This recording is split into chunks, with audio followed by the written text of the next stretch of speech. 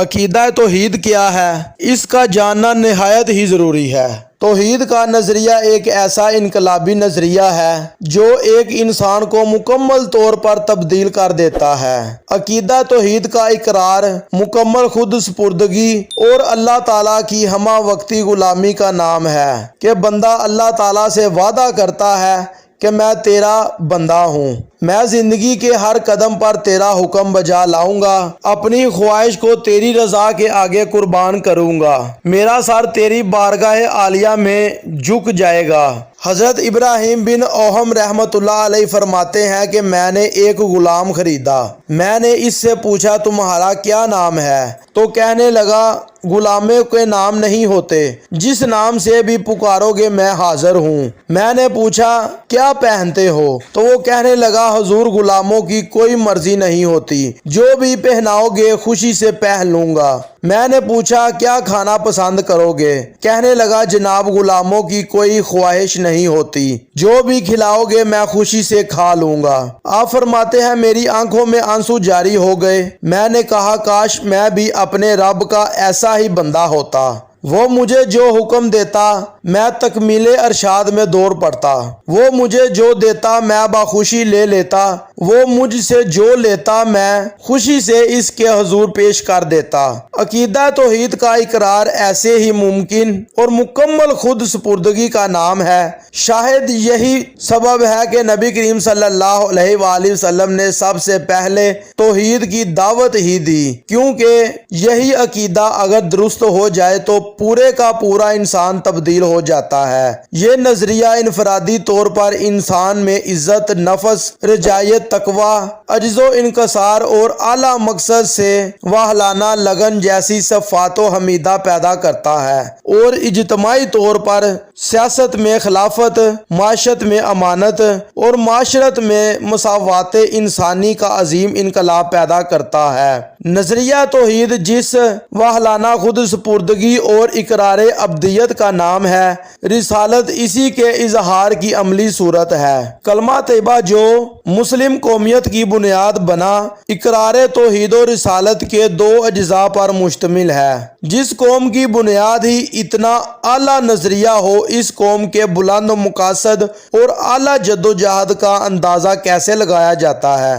یہی وجہ ہے کہ جو بھی اس نظریے کو قبول کرتا ہے ایک دوسرا انسان بنتا گیا، اس کا جینا اپنے لیے نہیں بلکہ دوسروں کے لیے بنتا گیا، اس کی زندگی کا مقصد صرف اور صرف اعلی کلمات اللہ بن گیا، اس کی جملہ محنتیں اور کاوشیں رضائے الہیہ کے لیے وقف ہو گئیں۔ اس نظریے نے انہیں اوصاف حمیدہ کا پیکر بنا دیا۔ یہ لوگ کیسے بدل گئے؟ اللہ رب العزت نے اسی پس منظر میں فرمایا ہے کہ محمد صلی اللہ علیہ وآلہ وسلم اللہ کے رسول ہیں، اور جو ان کے ساتھ ہیں کافروں پر بڑے سخت اور آپس میں بڑے رحم دل ہیں۔ تم ان کو رکوع اور سجدوں میں دیکھو گے، وہ اللہ کا فضل اور اس کی رضامندی کی طلب میں رہیں گے۔ کہنے کو تو کچھ بھی کہہ سکتے ہیں، لیکن حقیقت یہ ہے کہ ان کی تمام عزتوں اور عروج کا سبب یہی اوصاف کلمات تھے۔ ان تمام رشتوں اور تعلقات کی بنیاد ایمان اور صرف ایمان تھا۔ وہ ہر چیز پر ایمان کو ترجیح دیتے تھے، وہ باطل سے کسی قسم کا کوئی سمجھوتا نہیں کرتے تھے۔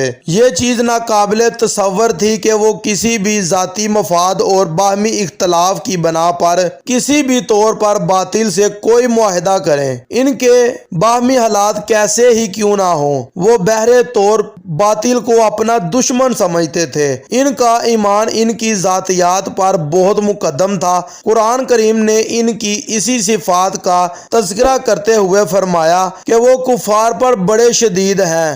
یہاں اشداء سے مراد ہے کہ عصر حاضر کے مایہ ناز مفسر جسٹس پیر محمد کرم شاہ الازہری اس پس منظر میں فرماتے ہیں کہ اللہ تعالیٰ اپنے نبی کریم صلی اللہ علیہ وآلہ وسلم کے صحابہ کی توصیف فرما رہا ہے۔ فرمایا کہ میرے رسول مکرم صلی اللہ علیہ وآلہ وسلم پر ایمان لانے والے اور اس کی صحبت میں فیض یاب ہونے والے کفار کے مقابلے میں بڑے بہادر، بڑے طاقتور اور بڑے دلیر ہیں۔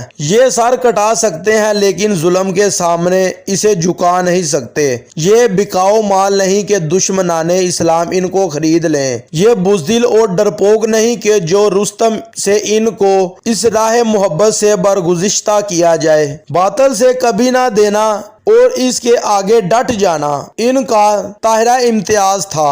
یہ باطل کو کبھی بھی اپنا نہیں سمجھتے تھے۔ غزوہ بدر میں جو ہوا، باپ بیٹے کے مقابلے میں، بھائی بھائی کے مقابلے میں اور بھانجا ماموں کے مقابلے میں صف آرا تھا۔ اسی کی ایک عملی تفسیر ہے کہ غزوہ بدر کے بعد ایک دن جب حضرت ابو بکر صدیق رضی اللہ تعالی عنہ سے ان کے بیٹے نے کہا کہ ابا جان، بدر میں ایک موقع پر آپ میری تلوار کی زد میں تھے، میں نے صرف اس لیے آپ پر وار نہ کیا کہ آپ میرے والد محترم تھے۔ تو آپ نے فرمایا، بیٹا تو کفر کی محبت میں لڑ رہا تھا اور باپ ہونے کا لحاظ کر گیا۔ اگر تو میری تلوار کی زد میں آتا تو میں کبھی نہ سوچتا کہ تو میرا بیٹا ہے، میں یہی سوچتا کہ اسلام کا دشمن ہے اور تیرا سر اڑا دیتا۔ وہ حق کے مقابلے میں کسی کو کوئی اہمیت نہ دیتے تھے۔ اللہ تعالیٰ نے اہل ایمان کو یہی حکم دیا کہ اے ایمان والو، اپنے باپوں اور اپنے بھائیوں کو دوست نہ بناؤ اگر وہ ایمان کے مقابلے میں کفر کو پسند کریں، اور تم میں سے جو انہیں اپنا دوست بنائے گا تو وہ ایسے ہی لوگ ظالم ہوں گے۔ یہ تھی ہماری آج کی ویڈیو، اچھی لگے لائک اور کمنٹ ضرور کریں اور چینل کو سبسکرائب کرنا مت بھولیں۔